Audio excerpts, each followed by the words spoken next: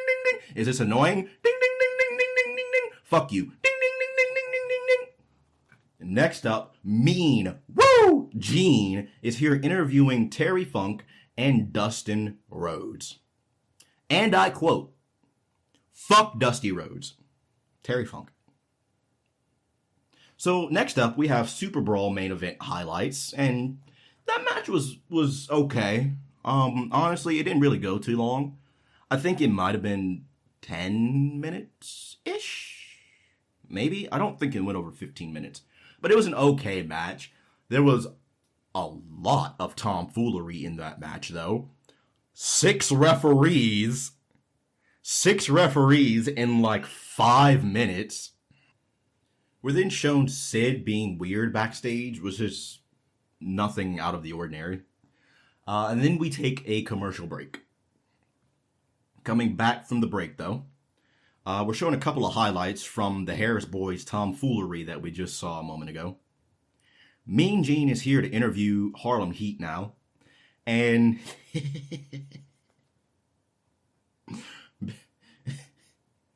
Big T is just over here in an all pink sweat outfit. And I don't even have anything witty to say about that. That's just the funniest thing I've ever seen. They say the new big guy that's with them, Booker knew him as Cassius. They don't really say much other than they own all the rights to the Harlem Heat now. Cool. They pretty much say that they're done with Booker, so pretty much just saying the exact same thing that Booker said earlier in his interview with Mean Gene. They are now done with Booker, just as Booker is now done with them, and they are moving on to bigger and better things.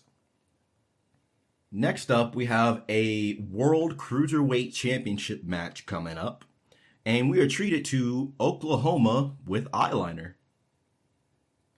So Oklahoma with eyeliner is making his way out to the ring now.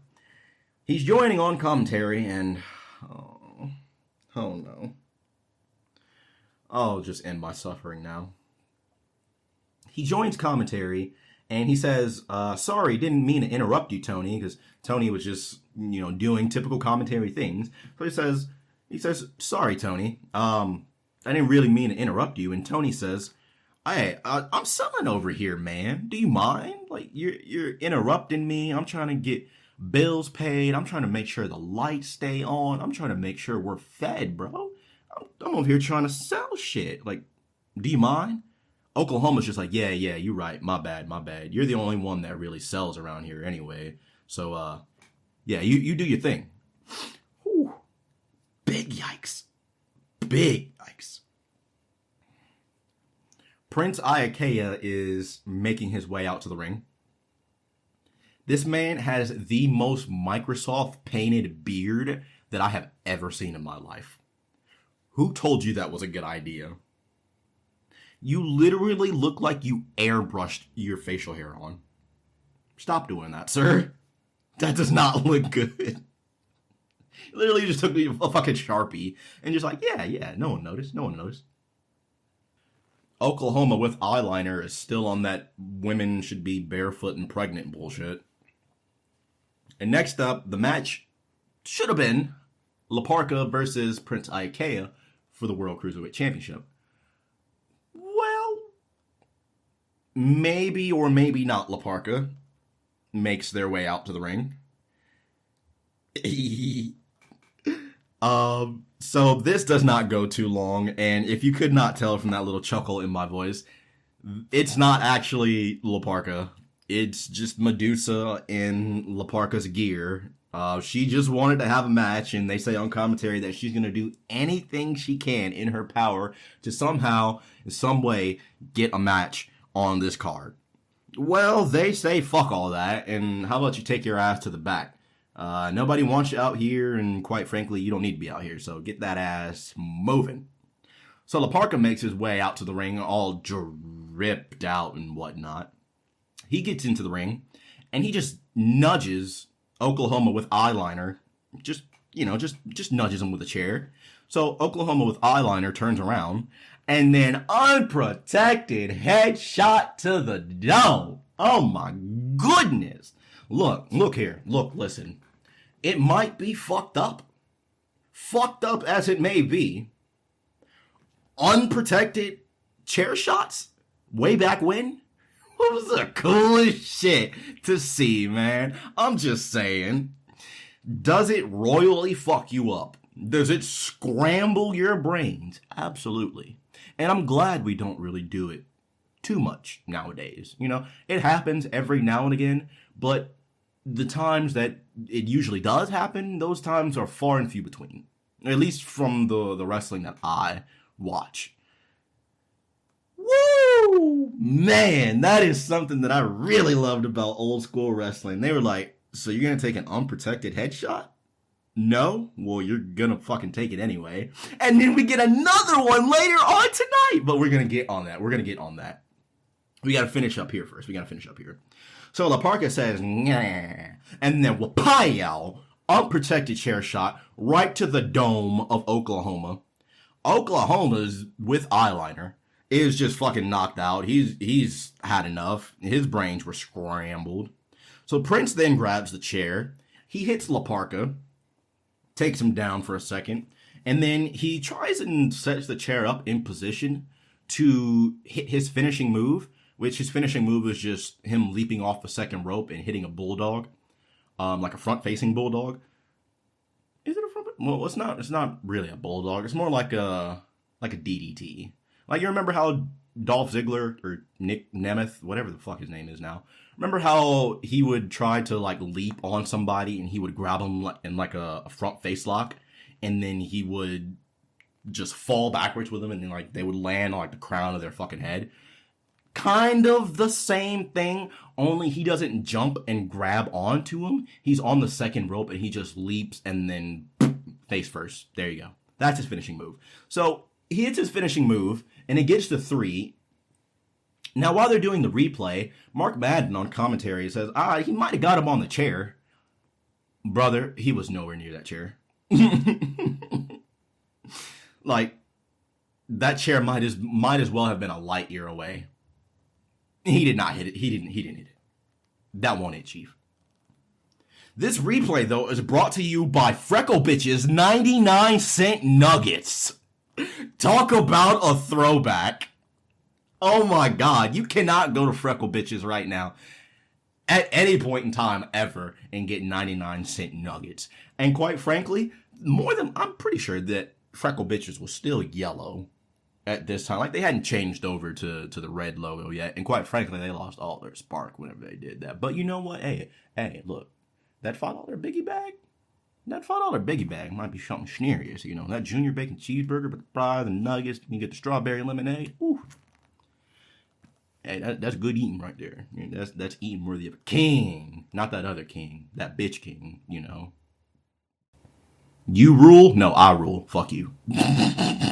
Next up, we get a couple of shots of Jeff Jarrett and the Harris Bois walking backstage.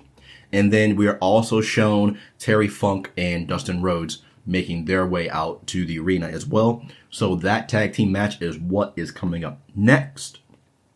But we have to take a commercial break first. Coming back from that break now, we get a WCW hype video. And, you know, I wish companies did this more. You know, I feel like maybe DPW does it sometimes. But quite honestly, just because my schedule as far as wrestling and like training and all that goes, it's taken a little bit longer than I would have liked. And because of that, I don't really watch DPW. Just because that's the main promotion where I want to be, and that's where I want to wrestle. And because I can't do that right now, it sucks. And honestly, whenever I have watched DPW a few times, whenever I watch it, it hurts. It hurts because that's where I want to be, and that's what I want to do. And like I said, my schedule has it's taken a little bit longer than I would have originally liked to get there. Slowly but surely, I'm getting there. But it's hard to watch it.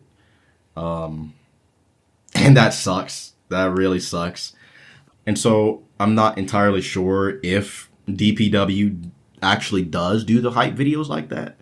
I mean, I've seen a couple. I've seen a couple on Twix, on like their Twix account, or Twitter.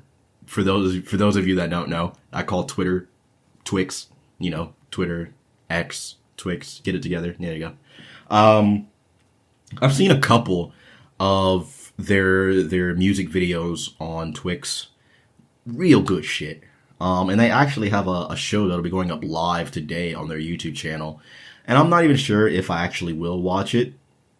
I want to. I really do. But just, if I'm being honest, it hurts to watch it.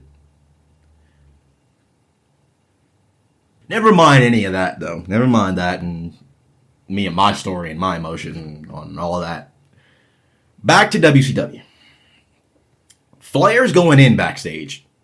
I don't know what Ric Flair's gimmick or just the idea that he had rolling with this time. I don't know what's going on here, but Ric Flair, honestly, since this whole alliance with Flexi Lexi, this man has just been cracked out, man. Like, regardless of whether he's with Liz and Flexi Lexi or he's just doing an interview with Mean Gene, this man is on one, I swear. Also, going through my notes, I realized in that last match, or in the match after the Vampiro and Finlay match, they didn't do the claim thing that they said they were gonna do in regards to Jeff Jarrett and that whole situation. Maybe I just missed it, but I swear I watched that episode like 2 or 3 times and I didn't see it. I don't know. Maybe I'm just unobservant. Maybe I'm just hallucinating again. I don't know. Moving on to our next match, which is the tag team match. The Harris Bois with Jeff Jarrett, so the NWO Bluegrass edition, are here going up against Texas Hold'em. They are going up against Dustin Rhodes. Rhodes? Why was that? So Rhodes? They're going up against Dustin Rhodes and Terry Funk. So first up, Dustin and Harris Dickhead #1 are in. Jeff Jarrett is on commentary, by the way, and he says, "Tony, shut up. Mark, I was robbed last night." I feel like I'm being robbed of my sanity. So apparently, Jeff Jarrett has his match? How did this happen? Who said this was a good idea? And why does Jeff Jarrett have his match? But sure. This is one thing that I've really noticed with WCW, especially in like 2000, 2001, maybe 1999. I haven't really watched anything from 99. We are going to cover that at some point, but 2000 is where I wanted to start. Oh my God. Just, bro, between 2000, 2001, my Lord. Why does Jeff have his match? Just because y'all didn't want to push nobody else? Pretty much majority of this match, it's just the Harris Boys whooping the ass of Terry Funk and Dustin Rhodes just hanging out on the apron. So Jeff actually at one point in the match gets up on the apron and he tries to distract Terry Funk, and he distracts him for a minute. But it only works for so long, because who do we have walking down the aisleway? None other than the heavyweight champion of the world himself, Sid Vicious. And so once Jeff realizes that Sid is on his way out to the ring, he's like, I was just playing. I don't even really want to be out here. I don't even really want to be in this company. I'm just head back to WWF. So he starts to hightail it, and then he starts making his way around the entryway. Like the part where the aisleway connects to the ringside area. And so Jeff is trying to make his way back up to the aisleway, but he gets blocked in by the timekeeper for a second. Timekeeper is just behind him. He's like, hey. Jeff just turns around and says, shut your ass up. And then just wallops his ass with the guitar. He hightails it. Sid is in hot pursuit. Back into the ring, though, Dustin gets into the ring, and then he goes over to Terry, because Terry's in his corner with Dustin. He grabs Terry from out of the corner, and then he DDTs Terry. I fucking knew it! I knew he was gonna turn on him. I called that shit like 3 episodes ago. So we make our way back to the backstage area for a second, though. Jarrett steals a car. He steals a car, and he is just trying to get far away from Sid as he humanly possibly can. Dustin, back in the ring, is whooping the ass of Terry Funk. He's like, you know what? I never really liked you anyway. I always thought you were full of shit. And so Dustin, he goes and he gets a chair. He continues to attack Terry Funk. He grabs said chair. He hits a DDT on it. But then he decides, no, that's not enough. That's not enough. I gotta add just a little bit more emphasis. Gotta add that exclamation mark. Gotta add a little bit of extra oomph, a little extra shank. So what does he do? Unprotected headshot. God damn. Terry Funk, I love you, man, but oh man, you did not need to be taking those steel chair shots, brother. Woo-wee. That'll rearrange your cranium, that's for sure. Our next segment, we're almost done here, folks. We're almost done. The end is in sight.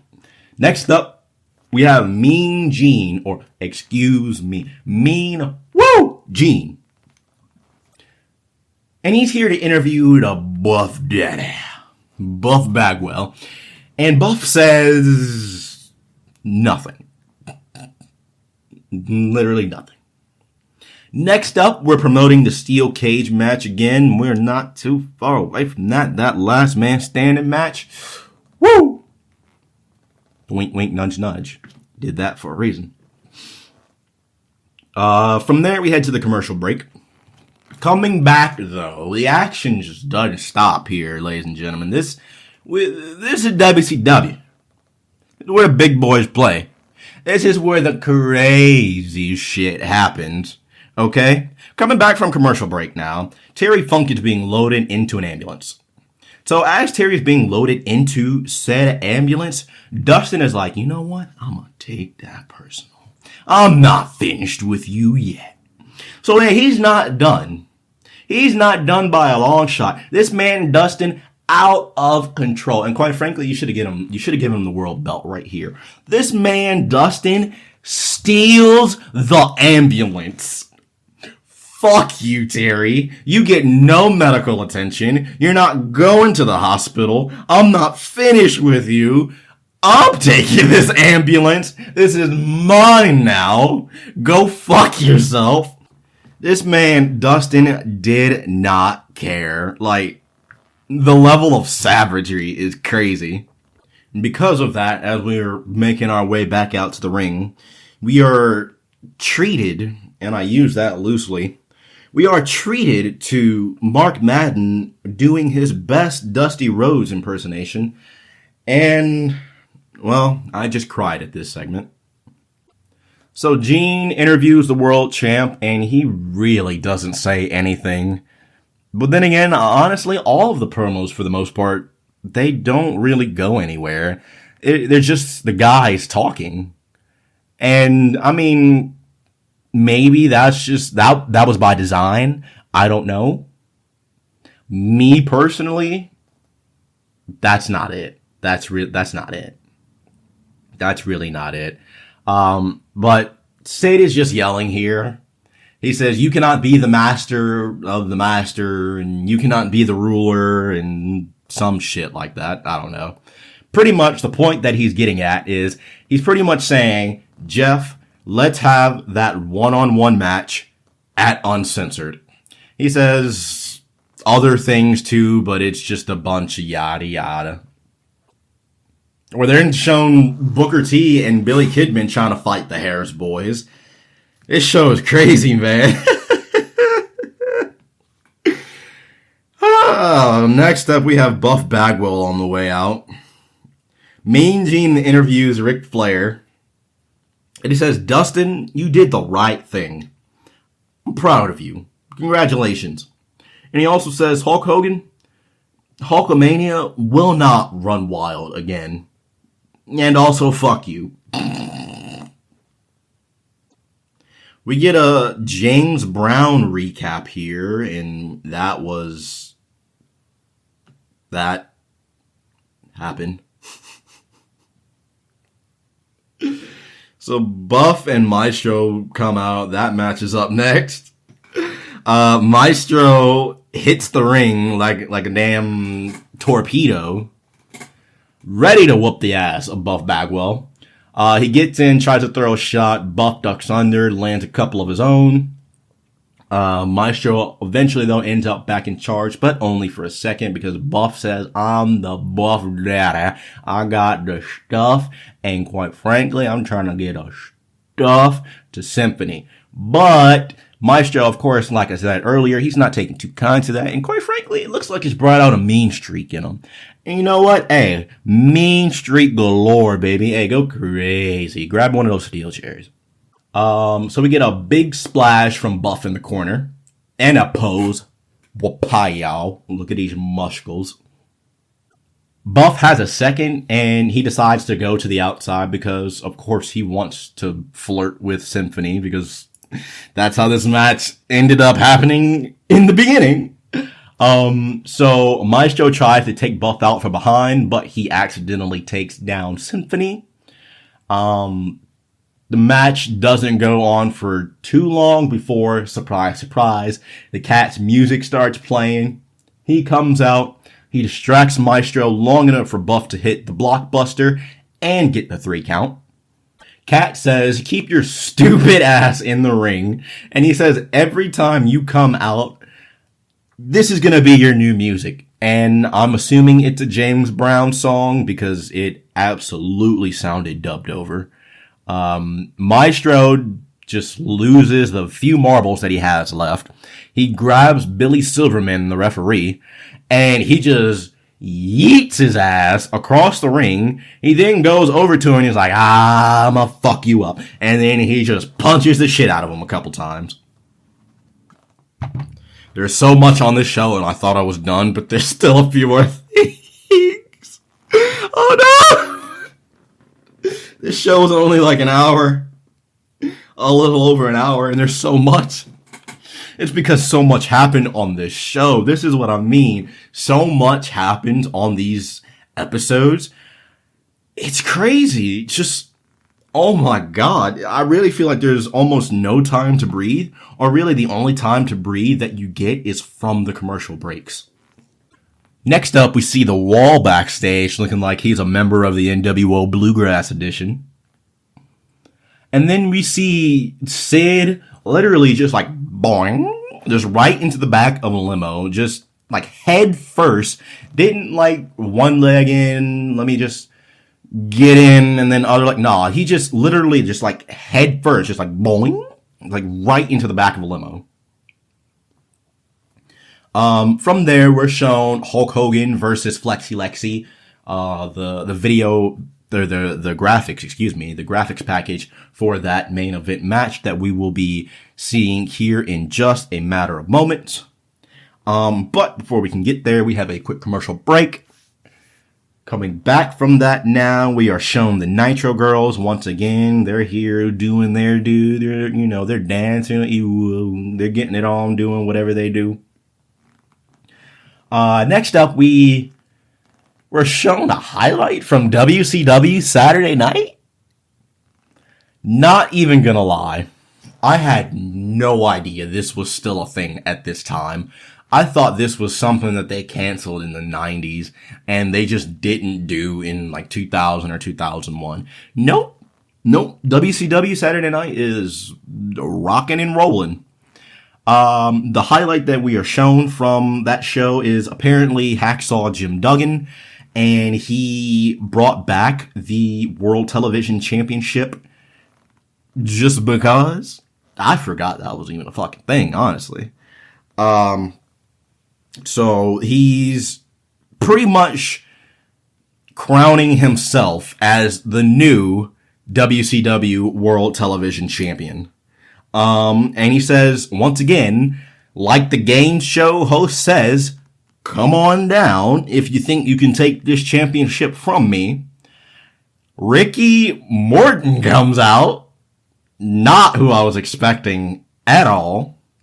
Duggan apparently beat Ricky Morton and retained the World Television Championship, only to then have his lordship, Steven Regal, come out and say, you know, I made that championship relevant. I was the flag bearer for WCW Saturday Night. And quite frankly, I would like the opportunity to hold that championship once again.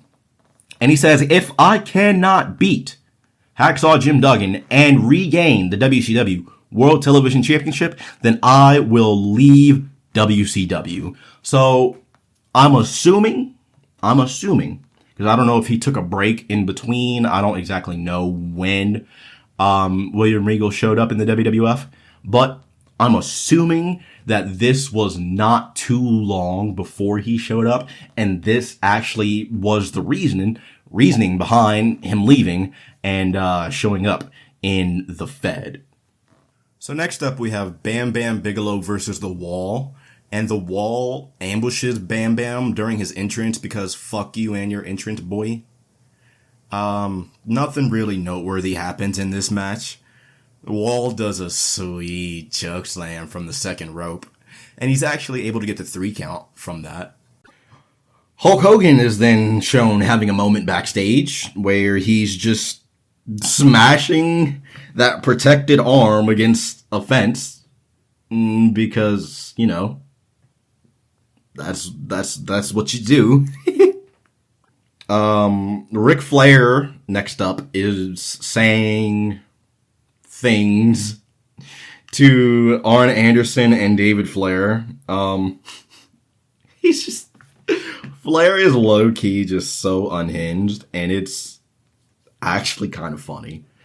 I've really, really enjoyed the few clips that I've seen from him at this point in time. Next up, it's main event time, baby. It's main event time. The cage is coming down. The cage has got some dope-ass music, and yes, that is sarcasm. The cage is on the way down. It's got its own entrance music. Mean Gene, once again, here for the interview. Back at it again. He's here to interview Hulk Hogan, and Hogan says nothing. Literally nothing. If you have seen any Hulk Hogan promo ever at any point in your life, ever, you have seen at least bits and pieces of each of those promos put together here. Hogan is in complete Hogan form here. From there, we are shown Jimmy Hart walking backstage, and fuck you. We don't like anybody with the last name Hart around here. So he's just walking backstage, minding his own business, and then Flair and Flexi Lexi just say, fuck off, man, and they just start beating the dog shit out of him. They drag him out through the entryway. While Flexi Lexi's entrance is going on, mind you, they're just dragging his ass out. Flair drags him out by the neck with a belt. This is TP's whole entrance. His whole entrance is literally just him and Flair just kicking the dog shit out of Jimmy Hart. to the point where they go to commercial break and they are still whooping his ass. They come back from commercial break and they are still whooping his ass. This entire time. Through the whole break. The whole commercial break. Jimmy Hart is in the ring getting his ass whooped by Flexi Lexi and Ric Flair. And Hulk Hogan waits until after the commercial break to come out and make the save. That's like the Hardy Boys nowadays. Matt Hardy is just in the ring getting his ass handed to him. And then you hear the Hardy Boys, doom, doom, doom, doom, doom, doom, doom. And then you just see Jeff just on the entryway, just doom dance, ooh, ah, do my little dancey dance, ooh, ah. And meanwhile, Matt is just getting his shit rocked in the ring. Same energy here. Literally the exact same energy. Hogan is finally bothered enough to come down to the ring.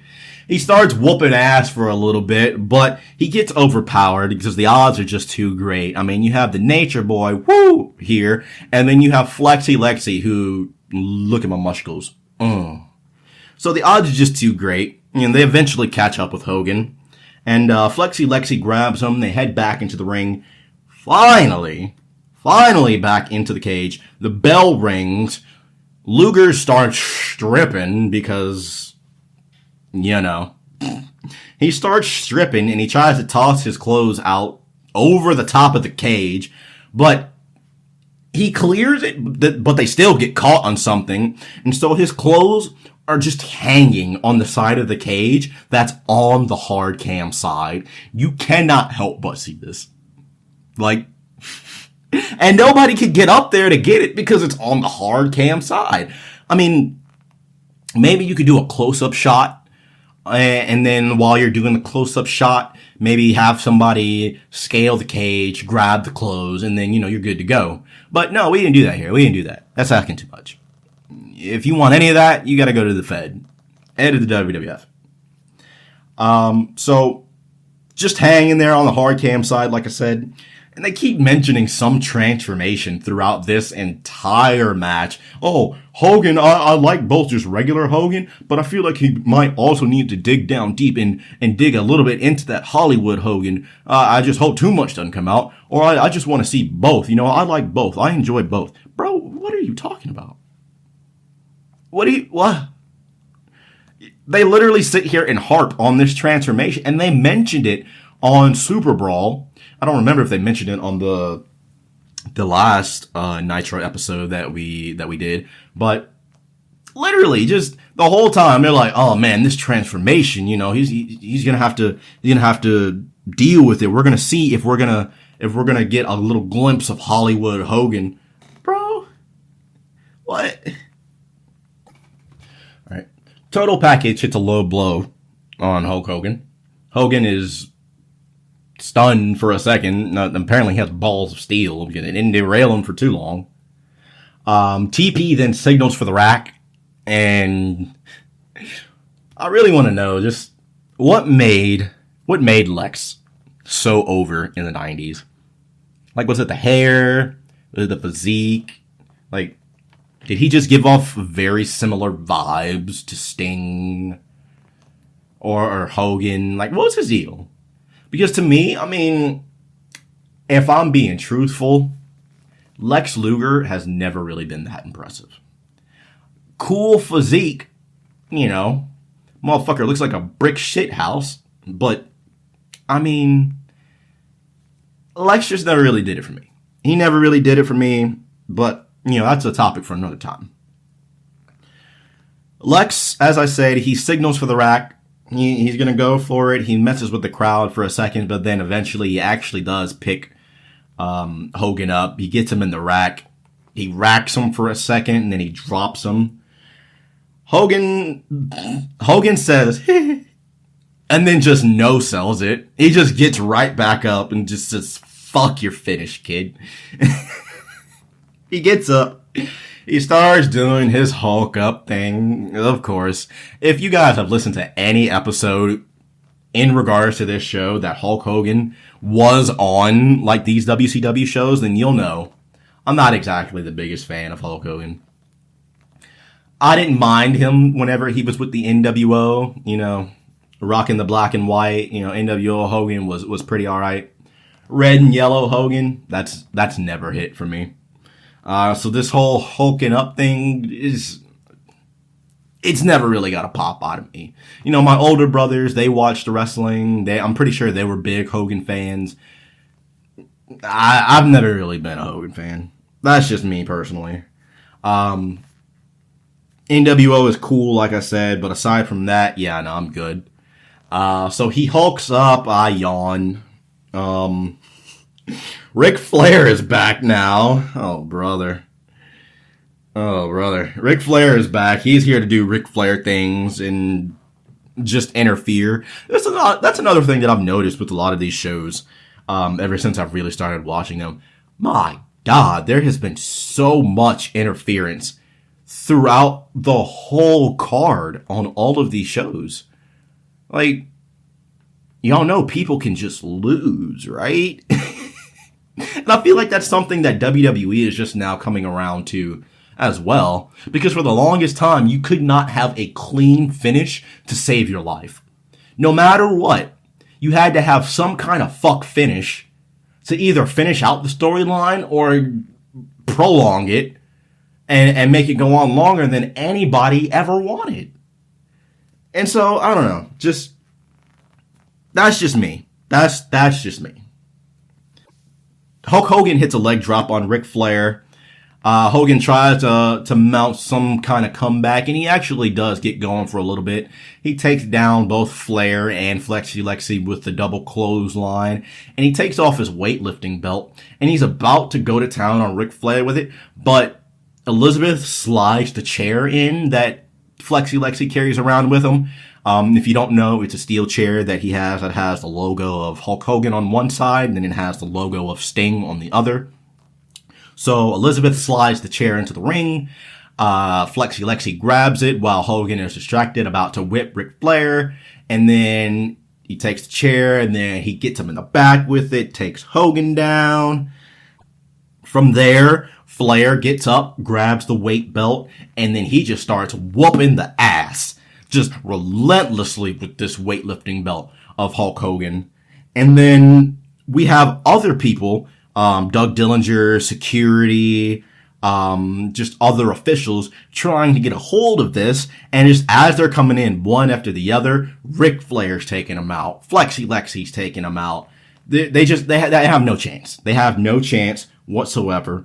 Doug Dillinger gets into the ring, immediately gets his shit rocked by Flexi Lexi, to the point where Ric Flair actually is holding the cage door, preventing anybody else from getting inside of the cage. Flexi Lexi grabs the steel chair that he has, he puts it on the arm of Doug Dillinger, and then he stomps that sumbitch, effectively breaking the arm, or at least in kayfabe, quote unquote, breaking the arm of Doug Dillinger, just as he's done with so many other people before. Brian Knobbs, Hogan, Jimmy Hart, and a couple of other people. I'm not going to go into the full list. You can go back and listen to a couple of other Wrestle Ramble episodes if you want that full list. But Flexi Lexi takes the chair, puts it on Doug Dillinger's arm, stomps that shit. Flair is over there. He's just making sure nobody can get in. He goes back to whooping the ass of Ric Flair. They both go over to whoop the ass of Hulk Hogan. I don't know why I said Ric Flair. They go over, and then that's how the show ends. The show ends literally with them parading around the ring with the weight belt, the chair. They're whooping the ass. They're still stomping out Hulk Hogan in the corner, but now they're just bodies laid out everywhere. And then that's just how the show ends. And I remember, like I said, I watched this maybe like 2-3 times. I don't know. Just to go back and see if I missed anything. On that second time, when I went back to go and watch it, I was like, wait, who won? Nobody won! The show just ended! The match was going 1 second. Next thing you know, Ric Flair comes out. The match breaks down into chaos. He breaks the arm of Doug Dillinger. They take out security. They take out officials. Nobody won. So the show just ended with them just parading around the ring. And that's just it. Alright, we'll see you next week on Nitro! What? So that is Nitro from February 21st, 2000. What a show. I don't know that I would necessarily go out of my way to try and find this show. It was a good show overall to watch. You know, if you already have Peacock, if you already have that subscription and, you know, you're already watching some WCW, or maybe you're just watching just wrestling in general, yeah, if you want to, absolutely check this out. Just as I said, if you don't have this subscription, I wouldn't necessarily go out of my way to watch it. You didn't really miss anything too important. Jeff Jarrett is still continuing on his quest for the heavyweight gold. The NWO Bluegrass is apparently going to wreck shop throughout WCW now. Booker is done with the Harlem Heat stuff. Harlem Heat is done with the Booker stuff. We might be having a new feud in regards to Buff Bagwell and the Maestro, or we could continue on this feud with the Cat and the Maestro and see where that goes. And then we're continuing on this storyline with Flexi Lexi and Hulk Hogan.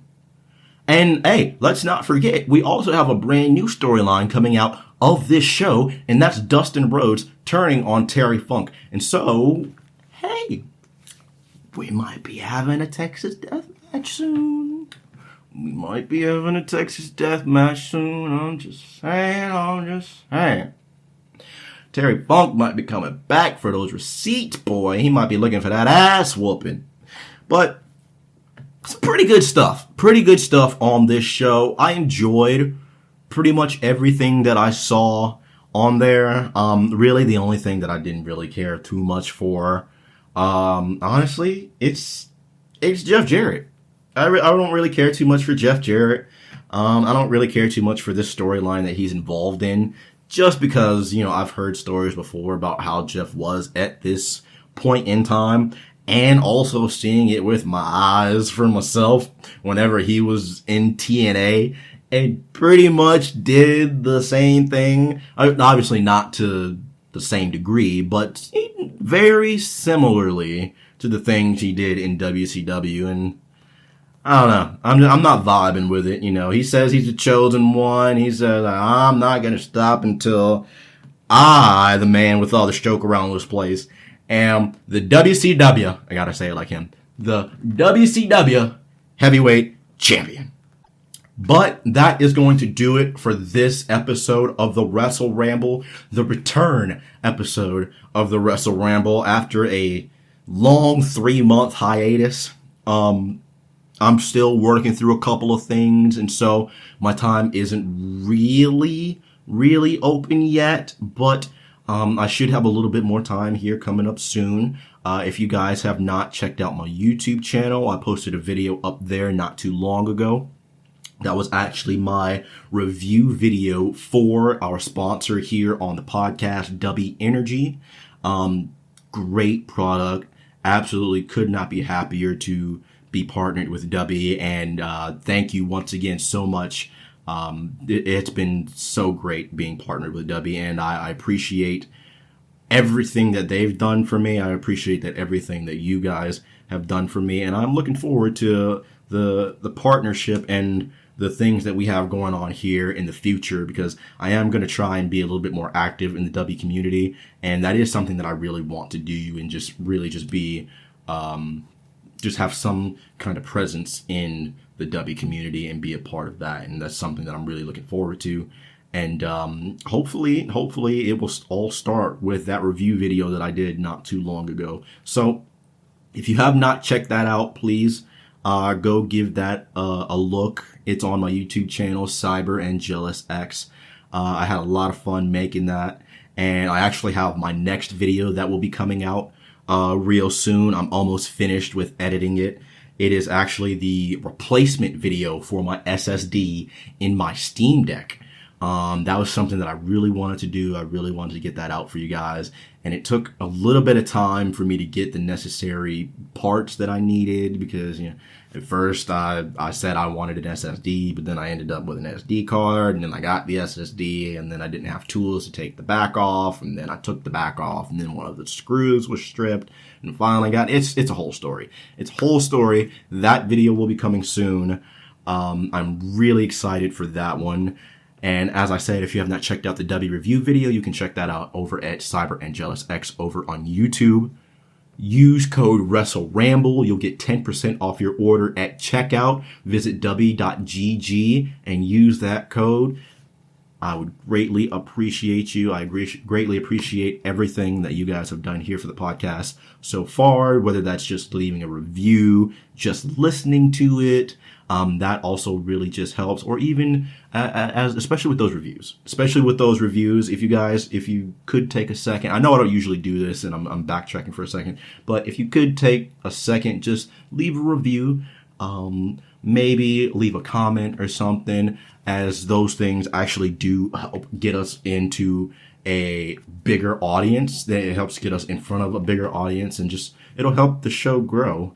And that's something that I'm really looking forward to, and that's something that I'm really hoping will pop off here soon, sooner rather than later. But this is a passion project. But if it doesn't pop off, that's okay. I enjoy just sitting here and recording these and doing these little shows. It's a real fun time, and I couldn't imagine doing anything else. But that is going to do it for this episode. Thank you all so much once again for listening. Leave that rating on the podcast. Check out that W review video over on CyberAngelusX. Visit w.gg and use code Wrestle Ramble. You get that 10% off your order, like I said, and that will also help keep the lights on here in the studio. That video for the SSD for the Steam Deck will be coming out soon. I'm almost done with that. Like I said, I just have to finish the final touches on that. And everything seems to be going good with the Steam Deck. I'm actually recording this audio from the deck itself right now. And so once I get done with that video and then I get this audio all edited and nice and pretty and nice for you guys, I'll get that out as soon as I can. But man, it's good to be back. It's good to be back. And I'm going to try and get these episodes out sooner, much sooner than I can. I'm just working with the time that I have right now because, life just tends to get in the way, and then I have other things going on as well. I just don't always have the time to sit here and record. But if I have the time, I would definitely sit here and get this out for you guys, because this right here has been my shit. This is good, man. This has been a real fun episode. I'm real glad I was able to sit down and do this. But I have already rambled on long enough. You already know this, though. This is why the show is called the Wrestle Ramble, because I'll just go on a tangent and I just don't know when to stop. Ladies and gentlemen, thank you so much for listening. I will catch you all in the next one, and we will see you all with the Wrestle Ramble.